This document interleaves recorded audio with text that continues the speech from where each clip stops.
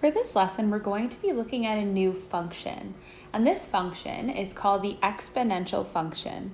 So let's start with an example. So you've just won Bob Barker's version of Cash for Life, which is now called Cash for a Month. As the winner, you have two options. You can either receive $1 million immediately, or you could receive a penny, but it doubles every single day for 30 days. So what I want you to think about is which option you would choose. So our first option is just to get $1 million.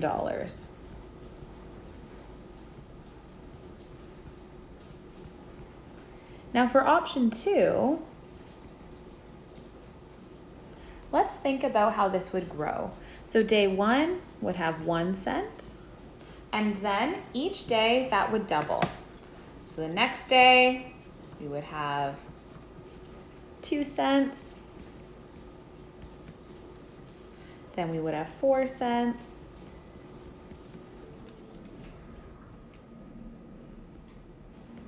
$8,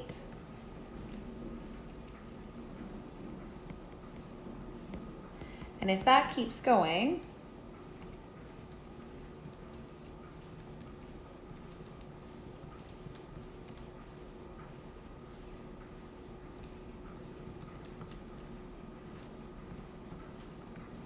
we will end up with, if you keep doing this for 30 different times, we'll end up with 107,374,18. So we'll end up with $10,737,418. So which one is the better deal? Definitely option 2. So we're going to go into how to figure that out and how I would set up that kind of equation. So these kinds of equations are called exponential functions. And they're written in the form y equals a times b to the power of x, where b has to be bigger than 0 and b cannot equal 1. Because if b equals 1, then it would always just be 1 and we wouldn't have a function. So functions such as f at x equals 2 to the power of x and g at x equals 1/2 to the power of x are examples of exponential functions. So basically, we can just sub in different values for b that are all bigger than 0 and can't equal 1, and it gives us a variety of exponential functions. So we're going to go through and do a bit of an investigation together. So for the first one, we're going to use this table of values and graph each set of functions on the same graph. So I'm going to show you how to fill out the table, and then I want you to pause the video, go through, do all the calculations and graph it, and then come back to the video to check your answers. So how I fill in these x values into my equation is, instead of writing an x, I'm going to write a -2. So we have y equals 2 to the power of -2. So remember, when we use our negative exponents, that's the same as 1 over 2 to the 2, which is 1/4. So in that box is 1/4. So that will give us the point -2 1/4. So on the x, I go to -2, and then I go to 1/4. Now you'll find that you have a lot of fractions here that you're graphing. So your graphs aren't going to be perfect, and that's absolutely okay because it's really hard to graph 1/4 exactly perfect. Just do the absolute best you can. So what I want you to do for this example, again, pause the video, fill out the table, and then come back to look at the final graphs.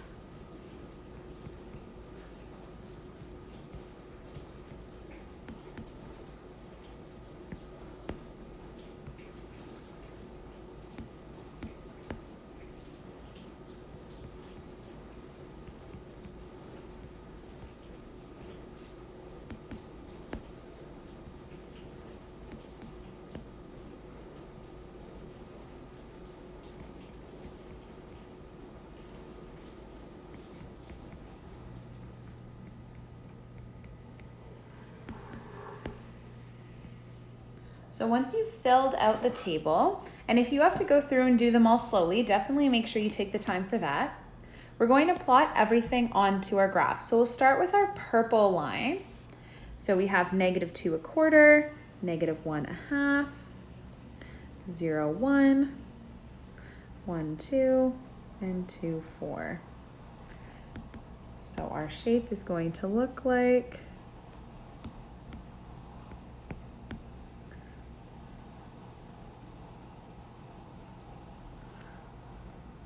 this. So it's kind of this funny curve that starts off not too steep and then gets really, really steep. For our pink one, we start off down here, 1/3, 0 1, 1 3, and 2 9. And when I connect all of those, I get a similar shaped curve. The only thing I'm noticing is that it's increasing a lot faster. Now for my third one, I have 1/100, so just above the x-axis there. There we go, and that's all we can fit on the graph, and that's okay. We'll just graph what we can. So there's my third one. So what we want to take note of here is that as I increase my numbers here, things start getting a lot steeper. And we'll make some conclusions below, but that's the conclusion that we're really trying to make here. Let's do another example. So similar to the first one, I want you to go through and do this on your own. I'll do the first one with you, but go through and try all of these on your own so that you can practice using your exponent laws. So for my first one, we'll make this the purple line. We're going to have y equals 1/2 to the power of 2. So when I go and I simplify that, it will give us, to the power of -2, it will give us +4. So make sure that you're flipping your fractions and writing with all positive exponents. So pause the video here, go through, fill out the chart, and then we'll get back to the graph.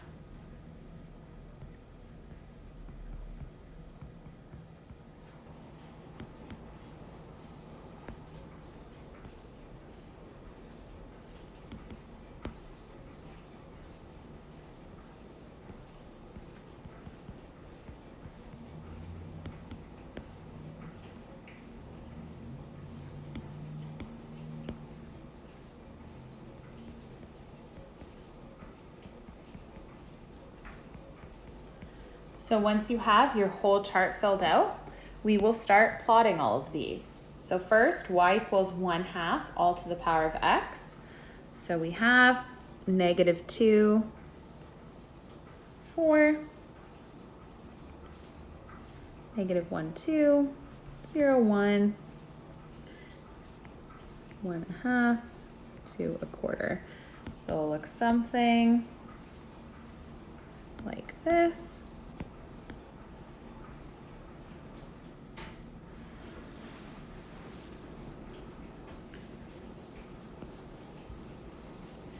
Now for our pink one, we have -2 9, -1 3, 0 1, 1 1/3, 2 1/9. So our graph will look like this. And finally, our green one. I don't have room for all of them, so I'll just graph what I can. Oops.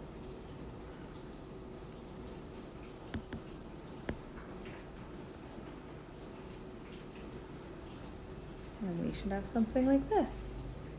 So what's different about these is I still have my graphs getting steeper, but they're all facing the opposite way of our first set.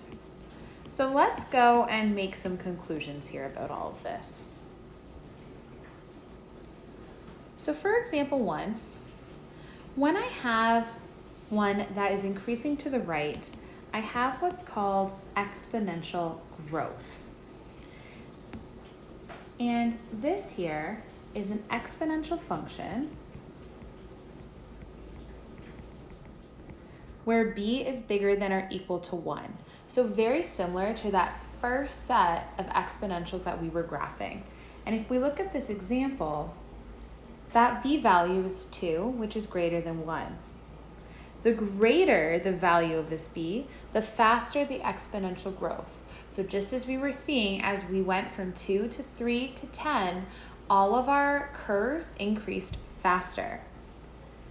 The larger the b is, the more the graph gets compressed. So taller and skinnier. So we're thinking if it gets horizontally compressed, it's going to increase really, really fast. So that's the idea. Now let's look at the other example to the right. This is an example of exponential decay. So again, this is an exponential function, but in this case, b is in between 0 and 1.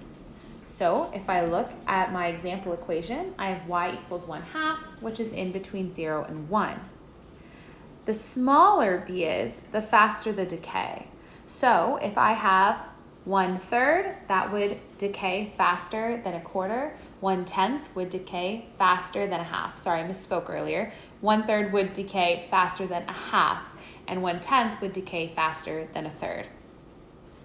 So the smaller b is, the more that everything gets stretched. Oh, sorry, compressed. Again, still getting taller and skinnier and increasing at a faster rate. So the other thing to keep in mind, the x-axis, or y equals 0, is a horizontal asymptote. So in other words, our graph is never ever going to touch the x-axis. It's going to keep getting closer and closer and closer, but it's never going to touch it. The other thing that's consistent is that my y-intercept has been 1. So we can take note of that. And the reason why is that anything to the power of 0 is just 1. The domain of all of these so far has been x is an element of real numbers. And the range has been that y is an element of real numbers, but my y's all have to be bigger than 0. And the other thing to note is that I'm writing bigger than 0, not greater than or equal to, because it cannot equal 0. So these types of functions can model many different phenomena, including population growth, cooling of a liquid, the transmission of different diseases, different populations, things like that. So let's start by comparing exponential functions with linear and quadratic functions. So when we were looking at a linear equation, or a quadratic, we often looked at our differences. So let's go back and redo that. So for this first example, we have f at x equals x. So we start by filling out our table of values. And now we look at our first differences. And when we find our first differences, we take the bottom one and subtract it from the top one. So -1 minus -2 is going to give me 1. And if I continue that all the way down, I'll get 1, 1, 1, 1. Now I can also do that again for my second differences. And when I do that, I'm going to get 0, 0, 0. So when I have all of my first differences matching, that's how I know that this is linear. Next is my quadratic here, g at x equals x squared. So we've done a ton with this parent function, so we should be able to fill out our table of values pretty quick. And now we're going to find our first differences and our second differences. So we'll start here, 1 minus 4 is -3, 0 minus 1 is -1, and if we keep going down, we'll get 1 and 3. And then we do this again with our second differences, which will give us 2, 2, and 2.